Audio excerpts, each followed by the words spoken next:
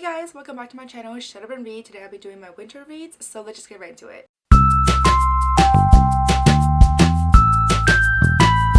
So first things first, I decided to change these up a little bit for this video. I've been doing these seasonal reads video for quite some time now, but for the past few videos they've been books that I am personally anticipating that are coming out during that season. This time, however, I decided to continue with that. I decided to pick 3 books that are coming out during winter, but then I also decided to pick 2 books that I have personally read already that I think will be absolutely perfect for the winter season. So the first 2 books that I want to share with you guys are the books I have read that I think will be absolutely perfect for this wintry season. The first book that I want to share is one that I've been talking about for a number of my videos now, but I still think it is perfect for winter, and that is The Great Alone by Chris and Hannah. It's set in Alaska in the 1970s, and it follows Lenny and her family who are uprooted from their home to go to Alaska for a fresh start. So honestly, the idea of a fresh start came from her father, who was a prisoner of war, specifically from the Vietnam War, and after he came back, he was a very changed man. He became very volatile, and so he thought that going to Alaska would be a fresh start for his family. So the book just really discusses the love for one's family, human resilience, and surviving in the cold,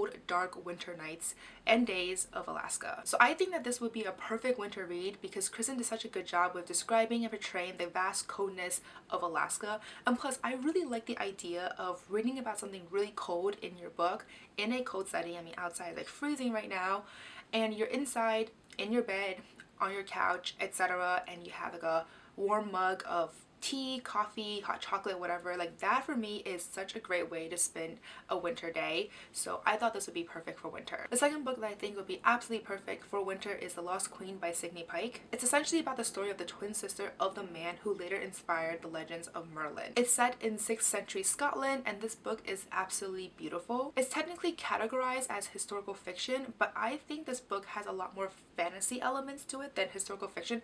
I think some of it might be historical fiction, but the author did a really good job of incorporating a lot of fantasy elements to it as well. And there's just so much romance and action and sibling love that I really loved it. I also discussed this book a little more in detail in my books I read video in September, so I'll link that above in case you want to check that out. So I thought that this book would be perfect for winter because it is a very dense book. It is about 500 or 600 pages, and as you guys probably know, I really like really big books these days, especially for winter.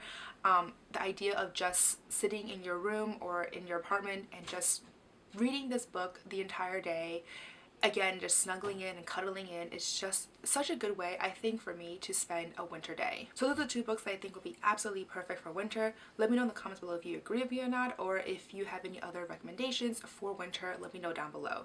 But moving on to the 3 books that I'm highly anticipating that are coming out this winter. The first book that I'm highly anticipating that's coming out this winter is Slayer by Kiersten White. It comes out on January 8th. It is a spin-off series based on Buffy the Vampire Slayer, and I remember back in high school, I tried to watch... Holy shit. I remember back in high school, I tried to watch the first few seasons of Buffy the Vampire Slayer because I don't know why I was very intrigued by it, but I want to just watch the whole seasons, like the whole show. I think I got to like season 3 or something like that before I gave up because it started to drag a little bit. But then recently I was talking about this again to some other friends, and they told me that it is very much worth it for me to just continue on until I finish the show because it's so good. So I think I might go do that sometime soon this winter.